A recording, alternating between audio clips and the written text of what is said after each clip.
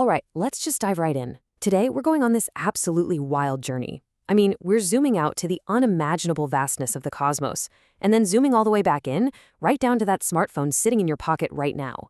We're going to explore how ancient scriptural wisdom, specifically from the Quran, and modern scientific phenomena actually intersect to solve one of the biggest crises of our modern age, our total lack of inner peace. If you've ever felt overwhelmed by digital distractions or just kind of disconnected from a deeper purpose, this analysis of Dr. Sufyan's insights is going to give you a completely new framework for understanding your own mind. But first, we got to address the elephant in the room. Why on earth are we so completely terrified to just sit alone with our own thoughts? Seriously, think about it for a second. When your phone dies and there's no screen to stare at, what kicks in? It's like pure existential panic, right? We are literally running away from boredom because sitting in silence forces us to face some really difficult existential questions. Who am I? What is my purpose? Where am I actually going? Instead of answering those, we just default to endless scrolling. We're quite literally hypnotizing ourselves to avoid the reality of our own existence. So, to break this hypnosis, here is our roadmap for today. First, Quran and science. 2, the true meaning of intellect. 3, free will versus destiny. 4, the crisis of attention. And finally, the ultimate mindfulness practice. All right, section 1, Quran and science, connected realities. You know, a lot of people think of faith and science as these two totally opposing forces. But the source material makes a really compelling argument that they're actually looking at the exact same reality, just through different lenses. What's really fascinating here is just how specific ancient texts can be when you actually look at them through a modern lens. Surah al-Baqarah explicitly commands people to go out and observe the creation of the heavens and the earth and the cycles of day and night. And notice this, the creation of the cosmos, which we know is 13.8 billion years old, is categorized completely separately from the creation of the earth, which is about 4.6 billion years old, and the solar system that dictates our day and night. It's not just saying, hey, look around. It's demanding unbiased observation, testing, and profound reflection on these physical phenomena. It tells us these are literal signs, but they are specifically meant for people who actively use their minds. And honestly, this brilliantly illustrates that exact point. Max Planck, the father of quantum physics, perfectly captured this dynamic. Science is really just the method of observation. When you rigorously study the universe, you're eventually going to hit the absolute limits of what physics can explain, like the singularity of the Big Bang. At that absolute limit, the physicist and the believer basically find themselves standing in the exact same spot, staring at the very same ultimate truth. Which brings us to the tool we actually use to perceive that truth. Section 2, the true meaning of intellect. Now, the crucial thing to understand here is that true intelligence isn't just about having some high IQ or memorizing a bunch of facts. In this context, the word for intellect, aql, literally comes from iqal, which is the rope they'd use to tie a camel's leg. Kind of a weird connection, right? But it makes total sense when you realize that true intellect is actually metacognition. It's your ability to tie down and restrain your wild, toxic desires, like greed, jealousy, and anger. Animals just react to feelings. Humans, we can observe our feelings and actively choose not to act on them. Once you literally tie down that noise of your desires, your mind clears up, allowing you to do the second part of aql, connecting the jigsaw puzzle pieces of reality so you can finally see the big picture. But of course, our intellect definitely has its boundaries. On one hand, we have our limited human cognition. I mean, we can't even fully wrap our heads around the 95% of the universe that's made of dark matter. So how do we bridge that gap? Through the leap of faith or believing in the unseen? And actually, scratch the idea that this is just blind faith. It works exactly like an academic hypothesis. If you can physically prove 8 points out of 10 using your limited cognitive abilities, logic dictates you take a highly calculated leap of faith on the remaining 2. You trust the unseen because the foundation of what you can see is mathematically and historically solid.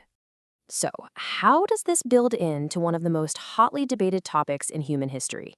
Let's get into section 3, free will versus predestination. Okay, to really explain this, the source material uses this absolutely amazing analogy from the movie Interstellar. Imagine a higher dimensional space, like a tesseract. A being in a higher dimension can look down at time the exact same way we look down at a map. They can see the past, present, and future all simultaneously. But here's the kicker. Just because they can see what choice you're going to make tomorrow doesn't mean they forced you to make it. Foreknowledge does not equal interference. You are still the one in the driver's seat making the choice in your present moment. We really have to separate destiny into 2 different buckets here. First, there's uncontrollable destiny. You can't control where you were born, your genetics, or, a natural disaster, and you weren't judged on those things. But then there are your controllable choices. Whether you choose to be honest or deceitful, whether you choose righteousness over corruption, that's on you. The human ego absolutely loves to use what's known as the devil's argument, basically blaming fate or society for our own bad behavior. But the scriptural reality laid out here is super strict. You have free will, and you are 100% accountable for the paths you choose to walk. Now, how exactly are we using that free will today? Let's move to Section 4, the crisis of attention and how our minds are being hijacked. Look at this quote for a second. Your attention is so powerful, it creates reality. Even in quantum physics, the observer effect suggests that reality behaves differently just because a conscious mind is watching. But on a much more practical level, your attention is literally your most valuable daily currency. Where you invest your focus physically shapes the world you live in. And in today's digital economy, algorithms are strip mining this currency from you every single second of the day.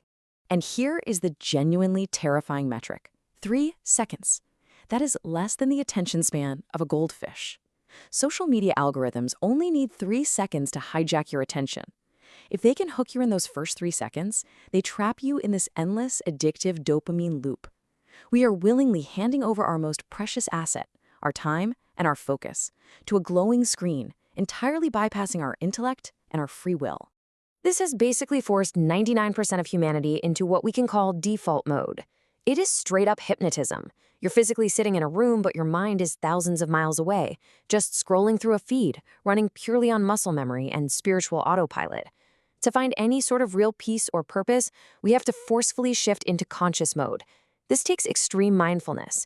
It requires breaking that hypnosis and actively, sometimes painfully, wrestling your attention back to the present moment.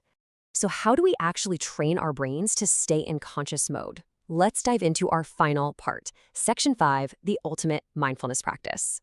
The solution here isn't some trendy new Silicon Valley productivity hack. It's an ancient, built-in system. The Islamic practice of namaz, or the 5 daily prayers, is presented here not just as some chore or ritual, but as an active, grueling battle for your own consciousness. You don't just read a prayer, you establish it. When you stand up to pray, your brain immediately tries to drag you back to default mode, right? Your mind wanders to your emails, your errands, your anxieties. The true practice is catching your mind wandering and forcefully dragging it back to the present, focusing deeply on the meaning of the words you're saying. Doing this 5 times a day is basically like plugging your hardware into the ultimate server to run a software update, wiping out all the digital viruses of the modern world. And there's this great analogy that brilliantly illustrates why you need to start doing this now. The ego, or the nafs, is compared to a wild horse. If you don't use your intellect to train it and tie it down while it's young, it's going to grow massively powerful. A lot of people think, oh, I'll focus on my inner peace when I'm older. But if you let the wild horse of your ego run completely unchecked your whole life, by the time you're old, it'll be way too strong. It will just drag you wherever it wants, and you will be completely powerless to stop it. You really have to start viewing yourself as an energy field. Just like a radio dial, you emit and receive frequencies. If your daily habits are just filled with the negative noise of endless scrolling, greed, and mindless consumption, you're literally tuning your frequency to negativity. But by breaking the autopilot, practicing deep focus, and tying down your ego, you actively tune your dial to the ultimate positive reality. You start to attract profound peace, and you finally connect with those bigger truths of the universe. So, what is the actionable blueprint here? First, stop running away from boredom. Actually, sit down and face those tough internal questions. Recognize that your 24 hours are your most valuable, non-renewable asset. Use your intellect to literally tie down those negative impulses. And most importantly, treat your daily spiritual practices as an active, conscious war against your brain's default autopilot mode. If you can win this internal battle, you establish true inner peace, or Aman. And that brings us to our final thought for today. The universe out there is incredibly vast, for sure, but the absolute most important battleground is the one inside your own mind. Look, the hypnosis of modern life is super comfortable, but it's keeping you entirely disconnected from reality. So my question to you is, are you ready to shut off autopilot, break the hypnosis, and finally take back control of your own attention? Just think about that the next time you instinctually reach into your pocket for your phone. Thanks so much for joining me on this explainer, and I really encourage you to start making those conscious choices today.